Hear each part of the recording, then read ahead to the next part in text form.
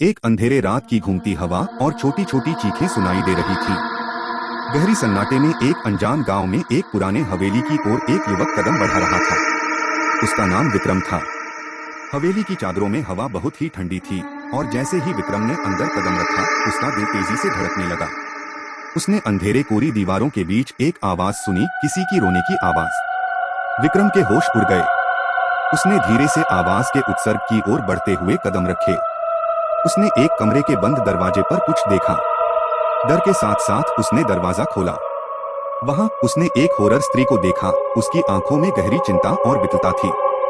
वह विक्रम की ओर देखती रही, जैसे कि उसने किसी से मदद की उम्मीद की हो।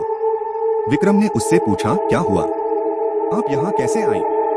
स्त्री ने दर्द भरी आंखों से कहा, मेरे पति ने मुझे यहाँ बंद कर दिया है। वे एक भूतिया आत्मा के बारे में बात करते हैं जो इस हवेली में रहता है। विक्रम का दिल डर से भर गया। उसने स्त्री को मदद करने का निर्णय लिया। वह उसे बताया कि वह उसे यहाँ से ले जाएगा। लेकिन जैसे ही वे बाहर निकले, हवेली में आवाजें बढ़ने लगी। उन्होंने गहरे अंधकार में भागना शुरू किया, लेकिन कुछ ऐसा लगता था कि उनकी पीठ पर किसी चीज ने हाथ फेर दिया है।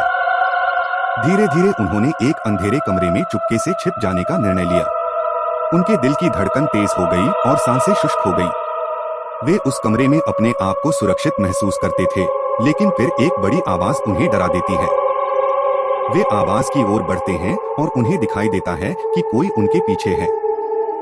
वे उस आवाज के साथ भागते हैं, लेकिन उनके पीछे एक भूतिया आत्मा होती है जो उन्हें पकड़ लेती है।